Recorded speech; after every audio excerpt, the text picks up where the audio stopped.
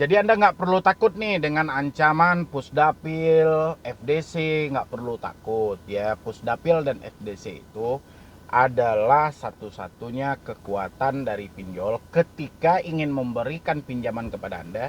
Dia akan ngecek dulu apakah nama Anda sudah masuk ke dalam pusat data fintech lending atau belum. Tapi selama ini Pusdapil pun tidak menjadi patokan utama bagi para pelaku usaha jasa keuangan untuk memberikan pinjaman kepada Anda. Ya, walaupun disebut dengan berbagai macam lah, dengan kuota, dengan reportasi kredit yang buruk, biarin aja. Anggap aja mereka sudah lelah dan mereka itu udah capek sebenarnya untuk setiap hari menagih Anda. Wah, ini dari Bantu Saku ya. Berdasarkan sikap Anda yang tidak kooperatif dengan menunda-nunda alasan apapun membayar hutang di Bantu Saku, Anda sesuai prosedur dan perjanjian Anda ketika melakukan pinjaman, dan jika belum ada pembayaran hutang, kami pastikan Anda juga tidak dapat melakukan pinjaman lagi di seluruh Indonesia. Ya sudahlah, biarin aja lah ya. Jadi ini ada pertanyaan tadi dari, selamat siang bang, tolong nama saya diprivatkan bang, saya nggak munculkan emailmu ya. Bang, maaf mengganggu, setiap hari, setiap jam saya di WA Bantu Saku dan mengancam akan menagih ke tempat kerja dan kondar saya. Mirisnya lagi, saya diancam akan ditagih ke semua kontak di HP saya. Mohon solusinya bang. Saya sudah ngecek tadi itu, tapi tidak ada dia nyebutkan dia akan menagih ke semua kontak dari semua bukti chat yang dikirimkan. Ya, saya coba cek lagi dulu.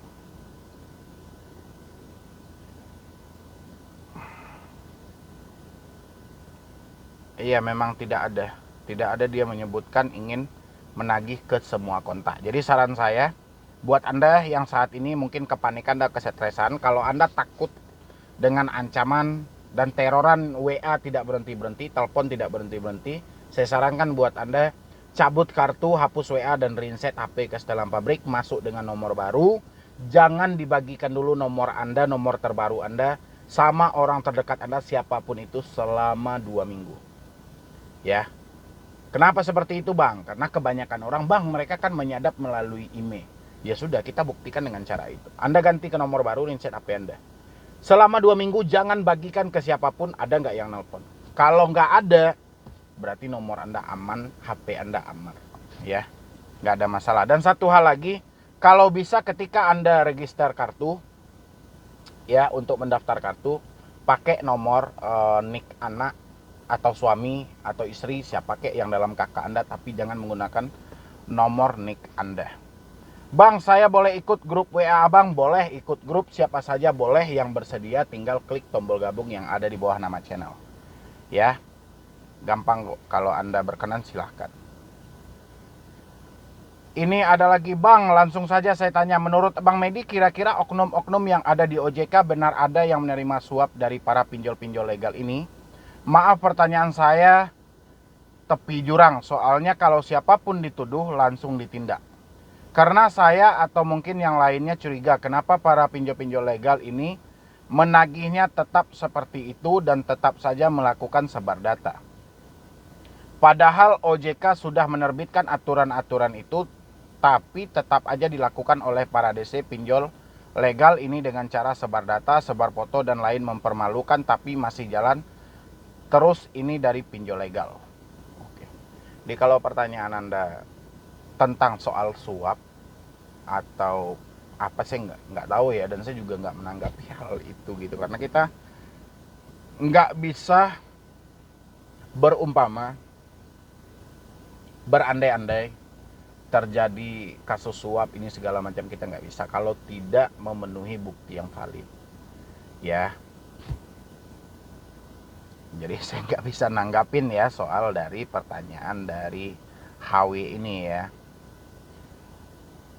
Dan yang kedua, saya curiga udah tahu aturannya 0,4% per hari untuk bunganya, kenapa kok masih saja banyak yang lebih dari itu? Bahkan ada pinjam 5 juta rupiah, bunganya saja 12 hari itu 2,5 juta dan harus dibayar lunas. Ada buktinya kok, tapi OJK masih saja melegalkan dan tetapi jalan itu aplikasi. Oke, jadi kalau misalnya gini, jadi kita persimpel aja ya, kalau misalnya pihak pinjol tidak mengikuti aturan dari OJK, kita yang ngikutin. Ya, kayak mana kita yang ngikutin? Misalnya kita tahu nih 0,4% per hari untuk pinjaman jangka pendek. Tapi kenyataannya kita minjam 1 juta, kita harus balikan dalam waktu 14 hari. Kita harus balikan 1.200.000 lah misalnya gitu. Ya, atau 1.400.000 lah gitu lah ya dalam 1 bulan. Itu kan kalau kita kali-kaliin cocok nggak dengan hal itu? Kalau nggak cocok ya sudah berhenti aja gitu loh. Ya, kalau mereka tidak ngikutin, kita sebagai warga negara mengikuti aturan dari OJK. Biarkan pinjol melakukan penagihan, biarkan pinjol menerapkan bunga sesuka hati mereka, kita berpatok kepada aturan OJK. Jadi kalau nggak dari kita memulai, kapan pinjol mau mulai? Karena pinjol ini akan mencari untung yang sebesar-besarnya. Jadi harus dari diri kita yang berhenti. Ya, kalau pinjol kita lihat, wah ini nggak ada pergerakan, mereka tidak ngikutin nih aturan OJK, kita yang ngikutin. Ya, wajib menagih 90 hari kita pakai. Ya, bunga 0,4% per hari kita pakai. Ya, untuk pinjaman jangka pendek. Kalau pinjaman jangka panjang kita kaliin 24% atau 12%. Kita pakai, kita pergunakan semuanya. Kita yang mentaati aturan. Biarkan pinjol tidak mentaati aturan, kita mentaati aturan. Nanti sampaikan saya mentaati aturan OJK. Ya. Kalau Anda tidak mentaati aturan OJK, silakan saja, karena saya tinggal di Indonesia dan saya akan berpatok kepada aturan OJK sesuai dengan POJK terbaru. Ya gituin aja. Kalau Anda tidak terima, Anda komplain ke OJK, jangan komplainnya ke saya. Ya. Nanti kan si DC pasti bilang, itu aturan dari mana? Kok Anda bisa membuat aturan sendiri? Saya nggak bikin aturan sendiri, dan itu aturan ditetapkan oleh OJK. Anda sampaikan ke pihak perusahaan Anda, kalau mereka tidak mau mematuhi aturan itu, kami sebagai debitur yang mematuhi dan mentaati. Ya, kan simpel. Oke, kan sudah jelas nih, kalau debitur yang galbay di pinjol legal pasti masuk BI checking. Itu sudah nyawa kami. Kalau BI checking rusak, kedepannya nggak bisa apa-apa pasti kami kan. Iya benar, kalau BI checking rusak, kedepannya kita nggak bisa minjam. Bagaimana kalau Anda ada rezeki? Ya, kan kita nggak tahu nih soal rezeki manusia. Yang menentuin Tuhan kan. Bagaimana kalau suatu saat Anda menjadi sultan? Ngapain lagi harus ngutang-ngutang? Iya nggak? Dan lucunya bang, masa kasus pinjol legal yang sudah gila ini kalah sama kasus Lesti Bilar atau kasus lain-lainnya. Padahal kasus pinjol ini sudah memakan korban banyak bang. Bahkan di kampung halaman saya Surabaya 2 orang sudah bunuh diri gara-gara kasus tersebut. Kekuatan pemerintah tidak ada untuk menutup para pinjol-pinjol ini. Ya beda dong. Ya kalau kasus Lesti sama Bilar itu kan selebritis ya. Itu kan artis. Jadi hampir semua orang mengenal mereka. Ya, dan media pun berlomba-lomba karena pasti fan-fan mereka banyak gitu loh. Ya, media itu kan mana yang akan berpotensi untuk viral, kan itu yang disorot dan dibumingkan. Kalau kasus pinjol mah dianggap kasus receh gitu loh. Jadi meskipun Anda mati, ya nyawa Anda dianggap receh aja gitu loh. Nggak begitu penting dianggapnya. Makanya saya bilangin, orang yang terjebak di pinjol ini tidak mendapatkan keadilan walaupun mereka di tengah sedang dijahatin gitu. Ya, jadi keadilan itu nggak ada. Anda ngadu ke polisi cuma bilang matikan aja nomornya. Ya nggak usah dibayar lagi. Ya, padahal kita bukan permasalahan soal itu yang kita tanyakan. Kayak mana mengatasi teroran ini?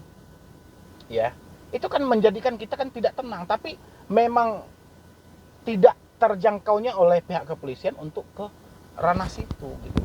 Ya sulit. Habis itu semoga email ini bisa dibuka pikiran kita bang, dan sekali lagi terima kasih telah terus kasih semangat kami yang khilaf meminjam di riba seperti itu bang. Terima kasih, Tuhan memberkati Bang Medi dan seluruh keluarga. Salam. Kalau dibuatin konten tolong diprivasikan bang, takut juga toh. Oke ya, jadi mungkin dari saya cuma itu aja, mengingatkan buat teman-teman semuanya. Jadi memang saya perhatikan ya di akhir-akhir ini itu banyak yang mulai bermunculan dari debt collector ya, atau dari pinjol sendiri. Dan teman-teman semuanya harus hati-hati. Jadi kalau misalnya memang nggak mampu ya sudah, itu nggak ada masalah. Risikonya juga sudah tertentukan dari OJK. Jadi apapun yang diucapkan oleh debt collector, anggap aja mereka sedang mengejar target atau bonus menjelang akhir tahun. Ya, mungkin dari saya cuma itu aja. Sisanya teman-teman boleh bergabung di grup WhatsApp saya. Tinggal klik aja tombol gabung yang ada di bawah nama channel. Nanti kita lanjutkan untuk konsultasi dan diskusinya. Ya, jadi sekian dulu dari saya, Medi Browning. Wassalam.